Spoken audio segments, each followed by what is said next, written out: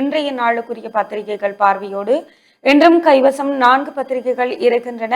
முதலில் ஈழநாடு பத்திரிகை கண்ணோட்டத்தோடு இணைந்திருக்கலாம். இன்றைய நாளுக்குரிய ஈழநாடு பத்திரிகையின் பிரதான தலைப்பிடலாக ராஜபக்சவின் ஆட்சியில்தான் அதிகளவு ஊடகர்கள் கொலை, ஸ்ரீநேசன் எம்பி குற்றச்சாட்டு.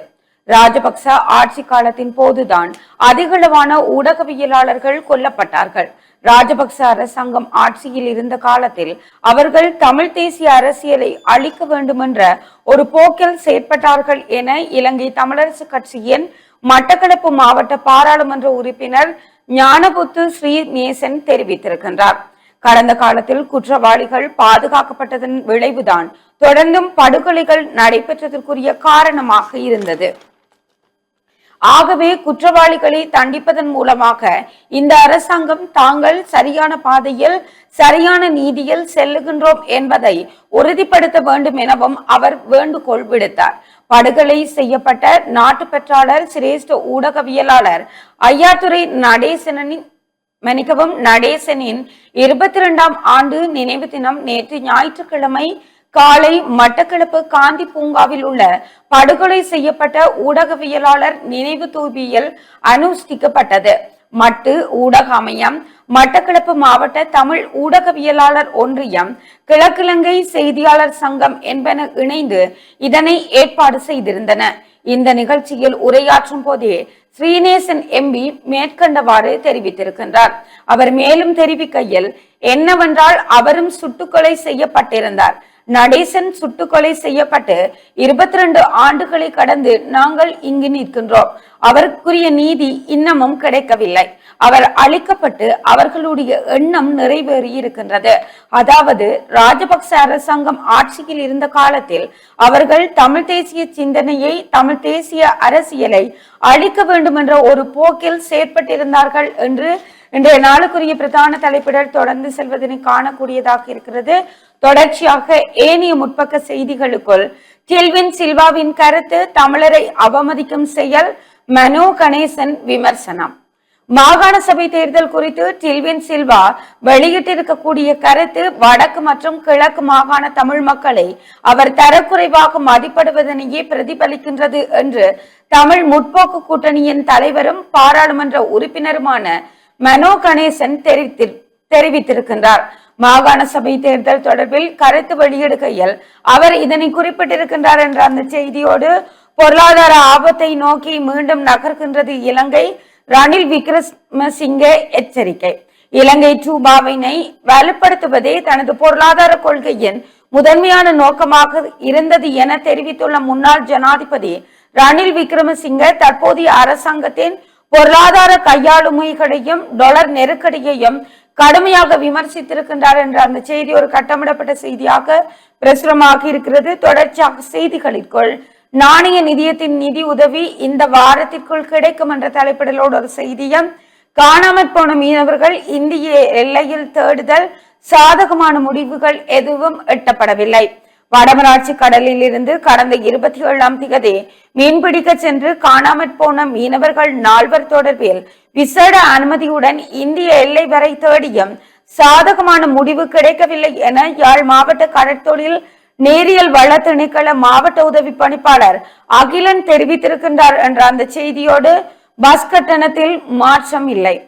இலங்கை பெட்ரோலிய கூட்டுத்தாபனம் நேற்று முன்தினம் நள்ளிரவு முதல் அமலுக்கு வரும் வகையில் டீசல் விலையை உயர்த்திய போதிலும் பஸ் கட்டணங்களில் எந்த ஒரு மாற்றமும் கொண்டு வரப்படவில்லை என்ற அந்த செய்தியும், மின்தடை குறித்து பௌத்த மக்களிடம் அமைச்சர் மன்னிப்பு கோர வேண்டும், அசேல சம்பத் கோரிக்கை என்ற தலைப்பிடலோடு ஒரு செய்தியும், சிறுவர் பாதுகாப்பு பேச்சில் மட்டுமே பாதுகாக்கப்பட்டோருக்கு நீதி இங்கே பேணப்படவில்லை என்ற தலைப்பிடலோடு ஒரு செய்தியும், உலக சந்தையின் மாற்றத்தினாலேயே எரிபொருட்களின் விலை அதிகரிப்பு, அசித நிரோசன எம்பி விளக்கம் என்ற தலைப்பிடலோடு இன்னொரு செய்தியும் இங்கே பிரசுரமாக இருக்கிறது. தொடர்ச்சியாக செய்திகளுக்குள் வேலி வடக்கில் காணிகளை விடுவிப்போம், ஆனால் கால எல்லையை கூற முடியாது, இளங்குமரன் எம்பி கூறுகின்றார்.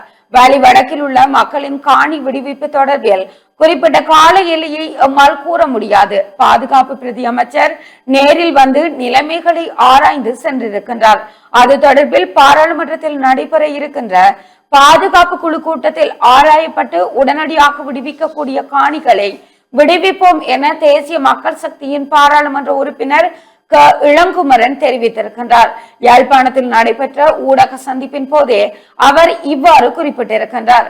அவர் மேலும் தெரிவிக்கையில், வடக்கில் உள்ள இராணுவ கட்டமைப்பை எவ்வாறு சீரமைத்து மக்களின் காணிகளை மக்களிடம் கையளிக்க வேண்டும் என்பது தொடர்பில் ஆராய்வதற்காகவே பாதுகாப்பு பிரதியமைச்சர் ஜனாதிபதியின் பணிப்புக்கு அமைய யாழ்ப்பாணம் வருகை தந்திருந்தார். இராணுவ முகாம்கள் அமைந்துள்ள பகுதிகளுக்கு நேரடியாக சென்று ஆராய்வதற்கு வடமாகாண ஆளுநர், அமைச்சர், பாராளுமன்ற உறுப்பினர்கள் உள்ளடங்கிய உயர்மட்ட குழு மக்களின் காணிகளில் அமைந்துள்ள இராணுவ முகாம் தொடர்பில் ஆராய்ந்திருக்கின்றது என்ற அந்த செய்தியும், கல்லடியில் தீ மிதிப்பு விழா என்ற தலைப்பிடலோடு ஒரு புகைப்படம் தாங்கிய செய்தியும், இலங்கை தமிழ் பெண் சென்னையில் கொலை என்ற தலைப்பிடலோடு ஒரு செய்தியும் இங்கே பிரசுரமாக இருக்கிறது. தொடர்ச்சியாக செய்திகளுக்குள், கையட்டி திச விகாரையை படம் பிடித்த குற்றச்சாட்டில் கைதான இருவருக்கு பிணை என்ற தலைப்பிடலோடு ஒரு செய்தியும், கங்கம கடல் அலையில் அள்ளுண்ட 3 மாணவர்களும் சடலங்களாக மீட்பு.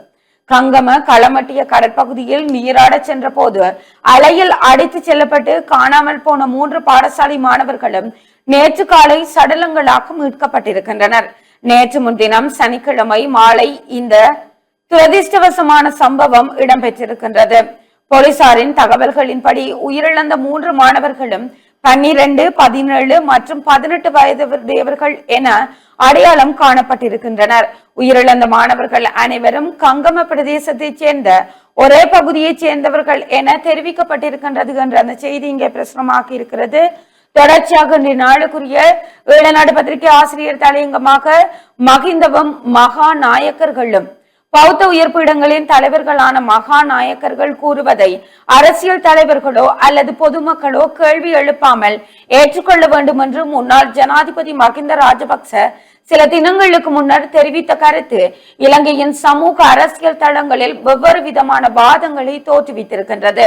சிறுமி ஒருத்தியை பாலியல் துஷ்பிரயோகத்திற்கு உள்ளாக்கியதாக குற்றஞ்சாட்டப்பட்டிருக்கும் அனுராதபுரம் அட்டமஸ்தானாதிபதி விவகாரத்தை அரசாங்கமும் தென்னிலங்கை அரசியல் கட்சிகளும் கையாண்ட முறை தொடர்பில் உருவான சர்ச்சைக்கு மத்தியிலேயே அவர் அவ்வாறு குறிப்பிட்டிருக்கின்றார். மகாநாயக்கர்கள் ஒருபோதுமே தவறான முறையில் பேச மாட்டார்கள் என்ற நம்பிக்கையில் மகிந்த அவ்வாறு சொன்னாரா அல்லது மகாநாயக்கர்கள் தவறாக எதையாவது கூறினாலும் கேள்வி எழுப்பாமல் அதன்படி நடப்பது தங்களது கடமை என்ற அர்த்தத்தில் அவ்வாறு சொன்னாரா என்று தெரியவில்லை. இலங்கையின் உள்நாட்டு போரை முடிவுக்கு கொண்டு வந்த அரசாங்கத்தின் தலைவராக இருந்த காரணத்தினால் நாட்டை, குறிப்பாக சிங்கள பௌத்த சமூகத்தை பாதிக்கின்ற பிரச்சனைகள் தொடர்பில் கருத்துக்களை வெளியிடுவதற்கு பிரத்யேகமான தகமை தனக்கு இருப்பதாக ஒரு நம்பிக்கையுடன் வாழ்பவர் மகிந்த.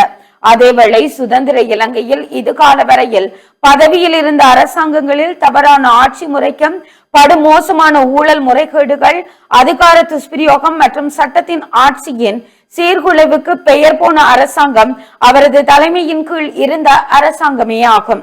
அதனால் மற்றவர்களுக்கு அறிவுரை கூறுவதற்கு தனக்கு இருக்கும் தகுதி குறித்து மகிந்த தன்னை முதலில் சுய பரிசோதனைக்கு உட்படுத்த வேண்டும் என்று இன்றைய நாளுக்குரிய பத்திரிகாசிரியர் தலையங்கம் தொடர்ந்து செல்வதனை காணக்கூடியதாக இருக்கிறது. தொடர்ச்சியாக செய்திகளுக்குள், சன்னதி மரபா சரித்திரம் 1981 ஜூன் 1 நெருப்பினில் கருகிய யாழ் நூலகம் என்ற தலைப்பிடலோடு ஐங்கரன் விக்னேஸ்வரா அவர்களினுடைய கட்டுரை ஒன்று இங்கே பிரசுரமாகி இருக்கிறது.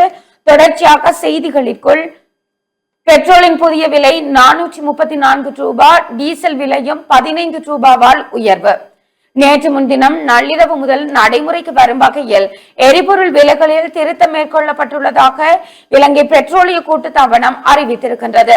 அதன்படி ஓட்டோ டீசல் 15 ரூபாவினால் அதிகரிக்கப்பட்டு 407 ரூபாயாக விற்பனை செய்யப்பட உள்ளது. அத்துடன் லங்கா சூப்பர் டீசல் 20 ரூபாவினால் அதிகரிக்கப்பட்டு 478 ரூபாவாக விற்பனை செய்யப்பட இருக்கிறது என்று அந்த செய்தி இங்கே பிரசுரமாகி இருக்கிறது.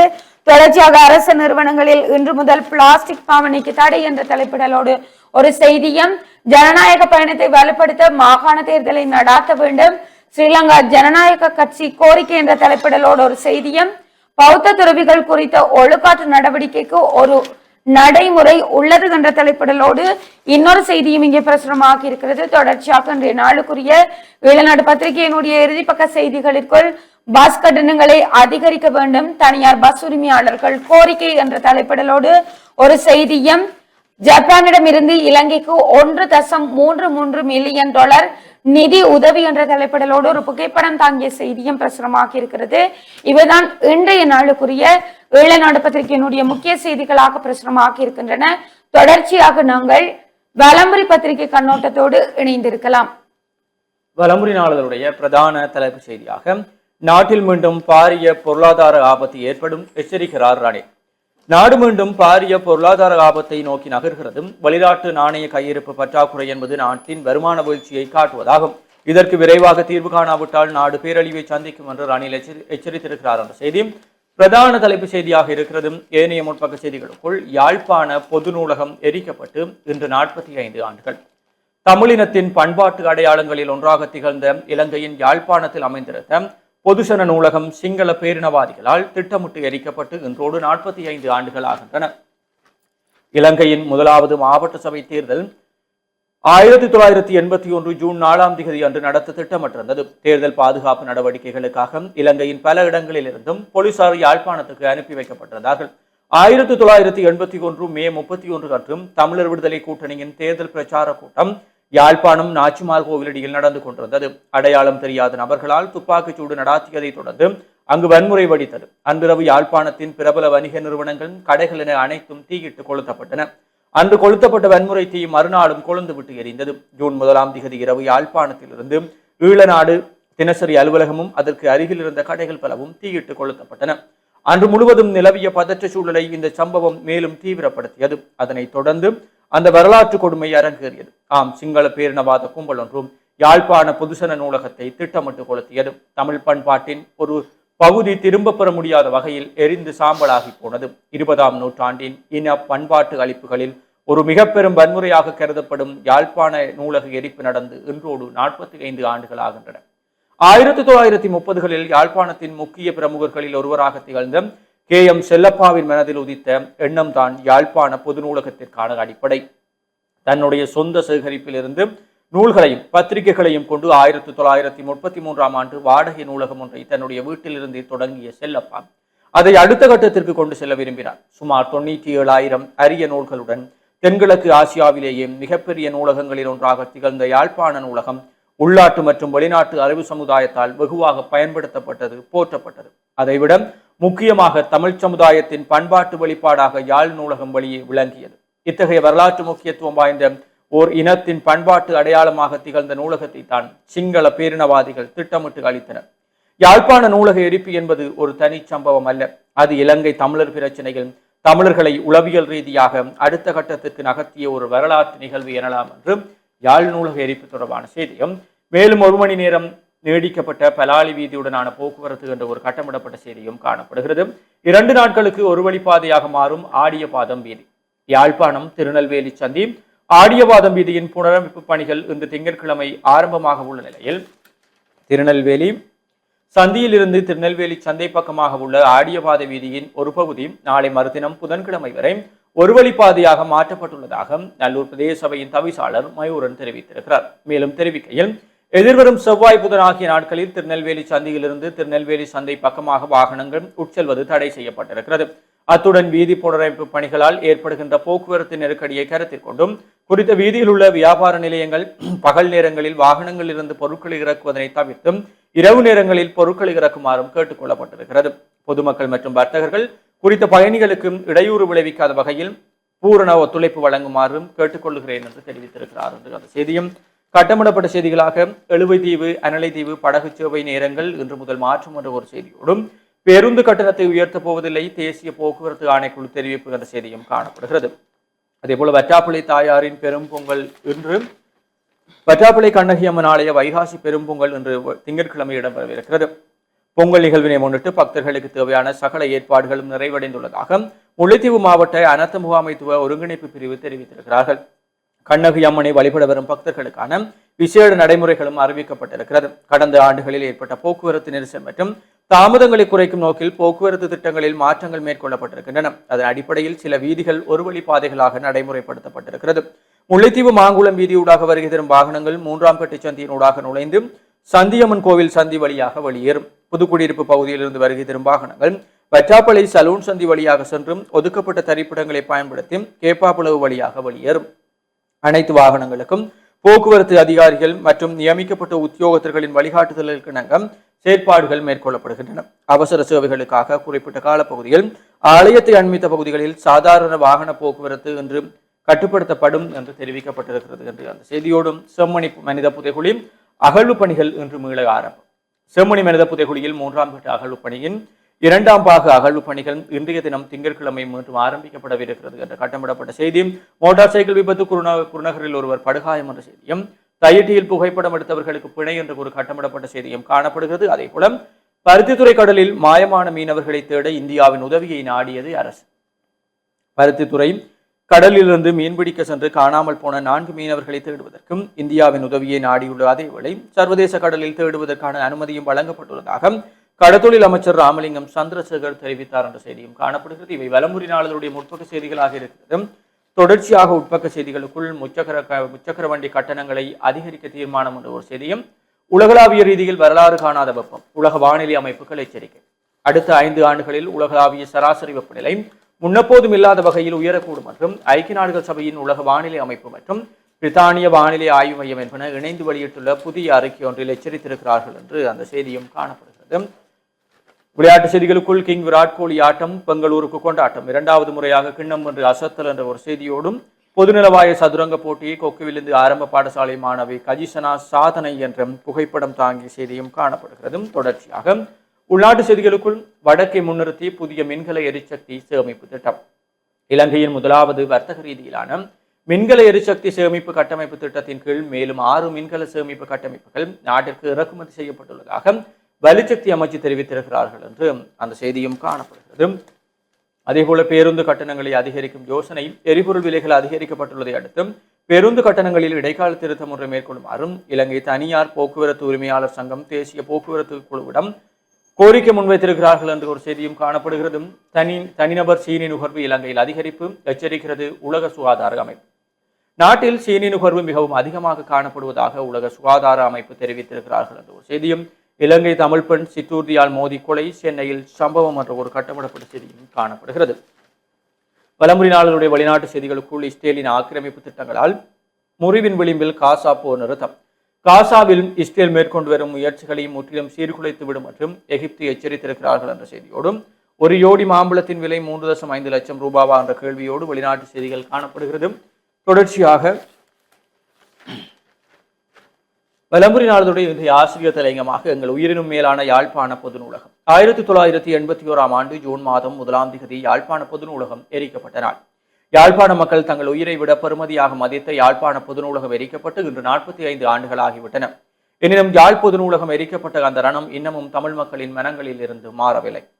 இந்த நாட்டில் ஜே.ஆர். ஜெயவர்தனவின் ஆட்சியில் மக்கள் சமூகம் வெறுக்கத்தக்க இச்செயல் நடந்தாகியது என்பது இங்கு சுட்டிக்காட்டத்தக்கது அவசியம். ஏனெனில் முன்னாள் ஜனாதிபதி ஜே.ஆர். ஜெயவர்தன மிக உயர்ந்த அரசியல் ராஜதந்திரம் மிக்கவராக அறியப்பட்டவர். கூடவே சிறந்த கல்வியலாளராகவும் அவர் இனங்காணப்படுகிறார். நிலைமை இதுவாக இருக்கையில் தென்கிழக்கு ஆசியாவின் முதன்மைக்குரிய நூலகமாக கருதப்படும் யாழ்ப்பாண பொது நூலகத்தை எரித்து சாம்பலாக்குவது என்ற மனோநிலை எப்பேற்பட்டது என்பதை ஒரு கணம் நினைத்து பாருங்கள். அப்போதும் மகாவலி அபிவிருத்தி திட்ட அமைச்சராக இருந்த காமினி திசாநாயக்கம் யாழ்ப்பாணத்தில் தங்கியிருந்து யாழ் பொது நூலகத்தை எரியூட்டியதாக நம் யாழ்ப்பாண மக்கள் இப்போதும் கூறுவர். அந்தோ கொடுமை கற்றறியாத கயவரும் முக்தி நெறியாக மூக்கரும் செய்ய நினைக்காத ஒரு பெரும் பாதகத்தை கற்றறிந்த ஒரு அமைச்சர் யாழ்ப்பாண மண்ணில் தங்கியிருந்தும் யாழ் பொது நூலகத்தை எரியூட்டினார் எனில் அதை எப்படி என்னவென்று கூறுவது? யாழ்ப்பாண மக்களை அழிப்பதாக இருந்தால் அதற்கான ஒரே ஒரு வழி யாழ் பொது நூலகத்தை எரித்துவிட வேண்டும் என நினைத்த சிறுமைத்தனத்தின் விளைவே அதுவாகும். இந்த உலகம் இயங்கும் காலம் வரை சிங்கள சமுதாயத்தால் கழுவாய் தேட முடியாத குற்றமாக பாவகாரியமாக யாழ் பொது நூலக எரிப்பு என்றும் இருந்து கொண்டே இருக்கும். உண்மை, இந்த நாட்டின் ஜனாதிபதியாக பதவியேற்று அனுரகுமார திசாநாயக்கம் பாராளுமன்றத்தில் ஆற்றிய உரையில் யாழ்ப்பாண மக்கள் யாழ் பொது நூலகத்தை வழிபடும் கோயிலாக மதிக்கிறார்கள். அவர்கள் நூலகத்திற்குள் பாதணிகள் அணிவதில்லை. அத்தகைய பொது நூலகத்தை இனவாதத்தின் பெயரால் எரியூட்டியது எத்தனை கொடுமையானது என கூறியதை யாழ் பொது நூலகம் எரிக்கப்பட்டு இன்று 45 ஆண்டுகள் நிறைவடைகின்ற இவ்வேளையில் நினைத்து பார்க்கிறோம். உண்மை, இன்னும் 25 ஆண்டுகள் கடக்கும் போதும் யாழ் பொது நூலகத்தை எரியூட்டிய சிங்கள தரப்புகள் இந்த நாட்டின் தேச துரோகிகள் என்பதாக சிங்கள சகோதரர்கள் பிரகடனம் செய்வர். இது நிச்சயம் நடந்தே ஆகும் என்று வலம்புரியுடைய ஆசிரியர் தலையங்கம் காணப்படுகிறது. தொடர்ச்சியாக போலீசாரின் அதிரடி கைதுகளால் துபாயில் அஞ்ஞாதவாசம் இருக்கும் குற்ற கும்பல்கள் பேரச்சம் என்ற ஒரு செய்தியும், அமுலுக்கு வந்தது அரசு நிறுவனங்களுக்கான பிளாஸ்டிக் போத்தில் தடை என்ற ஒரு கட்டமிடப்பட்ட செய்தியும் காணப்படுகிறது. தொடர்ச்சியாக இறுதிப்பக்க செய்திகளுக்கும் தமக்கு நெருக்கமான வணிக குழுக்களுக்கும் சாதகமான முடிவுகளை அரசு எடுக்கிறதும் இதனால் ஏழை மக்களுக்கு பெரும் பாதிப்பு நாமல் குற்றச்சாட்டு என்ற ஒரு செய்தியோடும் கொழும்பு தேசிய வைத்தியசாலையில் நரம்பியல் பிரிவு என்று திறந்து வைப்பு என்ற செய்திகளும் காணப்படுகிறது. இவைதான் வலம்புரி நாளிதழுடைய முதன்மை செய்திகளாக இருக்கிறது. தொடர்ச்சியாக உதய நாளிதழின் செய்திகளோடு இணைந்திருக்கலாம். இன்றைய நாளுக்குரிய உதயன் பத்திரிகையின் பிரதான தலைப்பிடலாக நீதித்துறையில் புற தலையீடுகள் மக்கள் நம்பிக்கையை சிதைக்கும், மேல் நீதிபதி அலெக்ஸ் ராஜா இடமாற்றம் தொடர்பில் யாழ் சட்டத்தரணிகள் சங்கம் அனுரவுக்கு கடிதம், அமைச்சர் வடக்கு ஆளுநர் மீதும் குற்றச்சாட்டு. நீதித்துறை அதிகாரிகளின் திடீர் மற்றும் விளக்கமற்ற இடமாற்றங்களும் அவற்றில் நிர்வாகத்துறையினரின் தலையீடும் நீதித்துறையின் மீதான மக்களின் நம்பிக்கையை பாதிக்கக்கூடும் என்று யாழ்ப்பாணம் சட்டத்தரணிகள் சங்கம் சுட்டிக்காட்டியிருக்கின்றது. நீதித்துறையின் செயற்பாடுகளில் தலையீடுகள் இடம்பெற்றுள்ளது என்று சிறிதளவு தோற்றமளிப்பது கூட மிக கடுமையான விடயமாகும் என்று அந்த சங்கம் குறிப்பிட்டிருக்கின்றது. யாழ்ப்பாண உயர் நீதிமன்ற நீதிபதி ஏஜி அலெக்ஸ் ராஜாவின் இடமாற்றம் தொடர்பாக ஜனாதிபதி அனுரகுமார திசாநாயக்கவுக்கு அனுப்பியுள்ள கடிதத்திலேயே அந்த சங்கம் இவ்வாறு குறிப்பிட்டிருக்கின்றது. யாழ்ப்பாண உயர் நீதிமன்றத்திலிருந்து பதுளை சிவில் மேன்முறையீட்டு உயர் நீதிமன்றத்திற்கு ஏஜி அலெக்ஸ் ராஜா இடமாற்றம் செய்யப்பட்டமை தொடர்பாக எங்களது முழுமையான அதிர்ச்சியையும் நம்பிக்கையின்மையையும் வெளிப்படுத்துவதற்காக இந்த கடிதம் எழுதப்படுகின்றது. அலெக்ஸ் ராஜா கடந்த ஏப்ரல் மாதம் 22ஆம் தேதி உயர் நீதிமன்ற நீதிபதியாக நியமிக்கப்பட்டார். பதவியேற்ற ஒரு மாதத்திற்குள், அதாவது 2026 5/31 முதல் நடைமுறைக்கு வரும் வகையில் அவர் இடமாற்றம் செய்யப்பட்டிருப்பது அந்த இடமாற்றத்துக்கு பின்னால் புறக்காரணங்கள் இருக்கலாம் என்ற சந்தேகங்களை எழுப்பியிருக்கின்றது. எங்களது உறுப்பினர்களிடமிருந்து நம்பகமான தகவல்களின் அடிப்படையில் வடமாகாண ஆளுநருக்கு எதிராக நீதிபதி சில உத்தரவுகளை வழங்கி இருந்தமையே இந்த இடமாற்றத்திற்கு காரணமாக இருக்கலாம் என அறிகிறோம். அந்த வழக்குகளில் ஆளுநர் பிரதிவாதியாக பெயரிடப்பட்டிருந்தார். அந்த உத்தரவுகள் பின்னர் ரத்து செய்யப்பட்டதுடன் அவை நீட்டிக்கப்படவும் இல்லை. மேலும் வடக்கு ஆளுநர் உங்கள் அரசாங்கத்தின் அமைச்சர் உட்பட சில அதிகாரிகளுடன் தொடர்பு கொண்டு தலையீட்டை நாடினார் என்றும் நாங்கள் நம்பகத்தகுந்த முறையில் அறிந்திருக்கின்றோம். நீதி சேவைகள் ஆணைக்குழுவின் நீதித்துறை அதிகாரிகளை இடமாற்றம் செய்யும் அதிகாரத்தை நாங்கள் முழுமையாக ஏற்றுக்கொள்கின்றோம். எனினும் நீதித்துறை அதிகாரிகளின் திடீர் மற்றும் விளக்கமற்ற இடமாற்றங்களும் அவற்றில் நிர்வாகத்துறையினரின் தலையீடும் நீதித்துறையின் மீதான மக்களின் நம்பிக்கையை பாதிக்கக்கூடும் என்பதை ஜனாதிபதி புரிந்து கொள்வார் என்று இன்றைய நாளுக்குரிய பிரதான தலைப்பிடல் அமைந்திருப்பதனை காணக்கூடியதாக இருக்கிறது. தொடர்ச்சியாக ஏனைய முற்பக்க செய்திகளுக்குள் தீக்காயமடைந்த முதியவர் ஒருவர் மரணம் என்ற தலைப்பிடலோடு ஒரு கட்டமிடப்பட்ட செய்தி இங்கே பிரசுரமாகி இருக்கிறது. தொடர்ச்சியாக செம்மணி புதைகுழி அகழ்வு இன்று மீண்டும் ஆரம்பம்.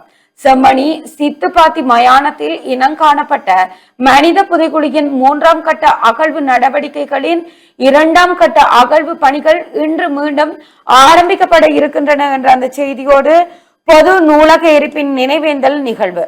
யாழ்ப்பாண பொது நூலக எரிப்பின் 45வது நினைவேந்தல் நிகழ்வு இன்று யாழ்ப்பாணம் பொது நூலகத்தினரின் ஏற்பாட்டில் நூலக மண்டபத்தில் நடைபெற இருக்கின்றது. இன்று காலை 9 மணியளவில் நினைவேந்தல் நிகழ்வு நடைபெறும் என்று அறிவிக்கப்பட்டிருக்கின்றது என்று அந்த செய்தியோடு தமிழர் அடையாளமான யாழ் பொது நூலகம் திட்டமிட்டு எரிக்கப்பட்டு 45 ஆண்டுகள் என்ற தலைப்பிடலோடு ஒரு கட்டமிடப்பட்ட செய்தியும், தற்போதைய ஆட்சியாளர்களினால் ஆபத்தை நோக்கி நகர்கின்றது நாடு, எச்சரிக்கின்றார் ரணில் என்ற தலைப்பிடலோடு இன்னொரு செய்தியும் இன்றைய நாளுக்குரிய உதயன் பத்திரிகையினுடைய முற்பக்க செய்திகளாக பிரசுரமாகி இருக்கின்றன. தொடர்ச்சியாக உட்பக்க செய்திகளுக்குள் அதிக ஆபத்தான மட்டத்திலேயே இலங்கை கடன் நிலைத்தன்மை, $695 மில்லியன் விடுவிக்கு பின் நாணய நிதியம் எச்சரிக்கை. சர்வதேச நாணய நிதியத்தின் நீட்டிக்கப்பட்ட நிதி வசதியின் கீழ் இலங்கைக்கு அடுத்த கட்ட தவணையாக 695 மில்லியன் அமெரிக்க டாலர் நிதி அண்மையில் விடுவிக்கப்பட்ட போதிலும் நாட்டின் கடன் செலுத்தும் திறன் மற்றும் கடன் நிலைத்தன்மை இன்னும் மிக ஆபத்தான மட்டத்திலேயே நீடிக்கின்றது என சர்வதேச நாணய நிதியம் தனது புதிய அறிக்கையில் எச்சரித்திருக்கின்றது. சர்வதேச நாணய நிதியத்தின் பிரதி நிர்வாக இயக்குனரும் தற்காலிக தலைவருமான கெஞ்சி ஒகமுரா இது தொடர்பில் தெரிவித்திருக்கின்றார் என்ற அந்த செய்தியோடு, டிக்டாக் பார்க்க கைபேசி தராத தங்கையை கொன்ற அண்ணன் ஏறாவூரில் சம்பவம். டிக்டாக் பார்ப்பதற்காக தங்கை கைபேசியை தர மறுத்ததனால் ஏற்பட்ட ஆத்திரத்தில் 14 வயதுடைய அண்ணன் 11 வயதுடைய தனது உடன் பிறந்த தங்கையை கழுத்தை நெரித்து கொடூரமாக கொலை செய்துவிட்டு குளியலறை தண்ணீர் தொட்டிக்குள் சடலத்தை வீசிய சம்பவம் ஏறாவூரில் இடம்பெற்றிருக்கின்றது. இந்த கொலை சம்பவம் தொடர்பாக குற்றவாளியான 14 வயது சிறுவனை நேற்று முன்தினம் சனிக்கிழமை ஏறாவூர் போலீசார் கைது செய்திருக்கின்றனர். குறித்த சிறுவர்களின் தாயார் வெளிநாட்டில் பணி புரிந்து வருகின்றார். சம்பவ தினத்தன்று பிள்ளைகளின் தந்தை வேலை நிமித்தமாக வெளியே சென்று விட்டதனால் வீட்டில் அண்ணனும் தங்கையும் மட்டுமே தனியாக இருந்திருக்கின்றனர். அவ்வேளையில் தங்கை வைத்திருந்த ஸ்மார்ட் போனை டிக்டாக் பார்ப்பதற்கு அண்ணன் கேட்டிருக்கின்றார். அதற்கு தங்கி பிடிவாதமாக கொடுக்க மறுத்ததனால் இருவருக்கும் இடையே கடுமையான வாய் தர்க்கம் ஏற்பட்டு அது பின்னர் கைகலப்பாக மாறி சண்டை முற்றிய நிலையில் 14 வயது அண்ணன் தனது தங்கையின் கழுத்தை நெரித்ததில் தங்கை உயிரிழந்ததாக தெரிவிக்கப்படுகின்றது என்ற அந்த செய்தியும், மகாநாயகர்களின் அனுமதியின்றி அரசாங்கம் முடிவெடுக்க கூடாது கூறுகின்றது ஐக்கிய தேசிய கட்சி என்ற தலைப்பிடலோடு ஒரு செய்தியும், வித்யா கொலை வழக்கு மரண தண்டனை கைதியின் உடல் நீதிமன்ற அனுமதியுடன் அடக்கம் என்ற தலைப்பிடலோடு இன்னொரு செய்தியும் இங்கே பிரசுரமாக்கி இருக்கிறது. தொடர்ச்சியாக செய்திகளுக்குள், இலங்கையர் ஒருவரால் ஆண்டுக்கு 34 கிலோ சீனி நுகர்வு. இலங்கை மக்களின் நாளாந்த உணவு பழக்கத்தில் நச்சு பொருளாக மாறி வரும் சீனி நுகர்வானது உலக சுகாதார அமைப்பு பரிந்துரைத்துள்ள ஆரோக்கியமான எல்லையை விடவும் அபாயகரமான முறையில் கணிசமாக அதிகரித்திருக்கின்றது என தெரிவிக்கப்பட்டிருக்கின்றது.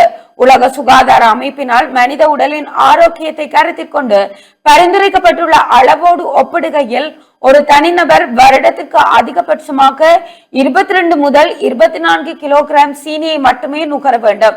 ஆனால் இலங்கையில் தற்போதைய நிலவரப்படி ஒரு தனிநபரின் வருடாந்த சீனி நுகர்வு 32 முதல் 34 கிலோகிராம் என்ற மிக உயர்ந்த மற்றும் ஆபத்தான மட்டத்தில் காணப்படுகின்றது என்ற அந்த செய்தியோடு, பெண்ணொருவர் கொலையாளி உயிர் மாய்ப்பு என்ற தலைப்பிடலோடு ஒரு கட்டமிடப்பட்ட செய்தியும் இங்கே பிரசுரமாக்கி இருக்கிறது. தொடர்ச்சியாக இன்றைய நாளுக்குரிய உதயன் பத்திரிகை ஆசிரியர் தலையங்கமாக போகின்ற போக்கில் என்ற தலைப்பிடலோடு பத்திரிகை ஆசிரியர் தலையங்கம் இடம்பெற்றிருக்கிறது. தொடர்ச்சியாக போலீசார் என கூறி இணையவழி மோசடி, மக்கள் அவதானம். போக்குவரத்து விதிமீறல்களுக்கான தண்ட பணத்தை செலுத்த வேண்டியுள்ளதாக கூறி இலங்கை போலீஸ் திணைக்களத்தின் பேரில் போலியான குறுஞ்செய்திகளை அனுப்பி முன்னெடுக்கப்படும் இணையவழி பண மோசடிகள் குறித்து பொதுமக்கள் விழிப்புடன் இருக்குமாறு போலீஸ் ஊடக பிரிவு அவசர அறிவித்தல் ஒன்றினை விடுத்திருக்கின்றது என்ற அந்த செய்தியோடு, மோட்டார் சைக்கிள் மோதி பாதசாரி ஒருவர் உயிரிழப்பு என்ற செய்தியும் இங்கே பிரசுரமாகி இருக்கிறது. தொடர்ச்சியாக செய்திகளிற்குள், யாழ் பல்கலைக்கழக மாநாடு இம்முறை கோயம்புத்தூரில். யாழ் பல்கலைக்கழகத்தின் பௌதீகவியல் துறையின் தூய சக்தி வள்ளங்களுக்கான ஆய்வு நிலையத்தின் ஏற்பாட்டில் வருடாந்தம் நடாத்தப்படும் தூய சக்தி மற்றும் சுகாதார பிரயோகங்களுக்கான சர்வதேச ஆய்வு மாநாடு இம்முறை இந்தியாவின் கோயம்புத்தூரில் நடைபெற இருக்கின்றது என்ற அந்த செய்தியும், யாத்திரை குழுவுக்கு 3ஆம் கட்ட உதவி என்ற தலைப்பிடலோடு ஒரு புகைப்படம் தாங்கிய செய்தியும் இங்கே பிரசுரமாக்கி இருக்கிறது. தொடர்ச்சியாக அனுர அரசாங்கத்திலும் சட்டங்கள் ஒழுங்கில்லை, ரவிகரன் எம்பி தெரிவிப்பு. கடந்த அரசாங்கங்களின் ஆட்சி காலத்தில் இடம்பெற்றதை போன்றே இன்று நாட்டில் சட்டவிரோத செயற்பாடுகள் இடம்பெறுகின்றன. மக்களால் எதிர்பார்க்கப்பட்ட நீதி அனுர அரசாங்கத்தின் ஆட்சியிலும் இல்லை என்று நாடாளுமன்ற உறுப்பினர் துரைராசா ரவிகரன் தெரிவித்திருக்கின்றார்.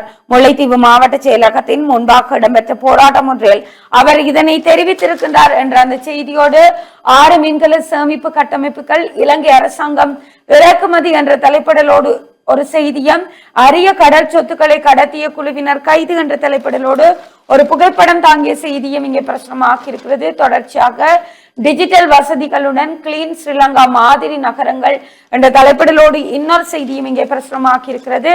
தொடர்ச்சியாக இன்றைய நாளுக்குரிய உதயன் பத்திரிகையினுடைய இறுதிப்பக்க செய்திகளுக்குள் இரண்டாவது கிண்ணம் பெங்களூரின் வசம். IPL தொடரில் குஜராத் டைட்டன்ஸை வீழ்த்தி தொடர்ச்சியாக இரண்டாவது முறையும் சாம்பியன் பட்டத்தை தக்க வைத்துக் கொண்டது ராயல் சேலஞ்சர்ஸ் பெங்களூரு என்ற அந்த செய்திகளும் இன்றைய நாளுக்குரிய உதயன் பத்திரிகையினுடைய முக்கிய செய்திகளாக பிரசுரமாகி இருக்கின்றன. இவைதான் இன்றைய நாளிலே புலர்ந்திருக்கக்கூடிய ஏனைய நாளிதழ்களின் முக்கிய செய்திகளாகவும் பிரசுரமாகி இருக்கின்றன.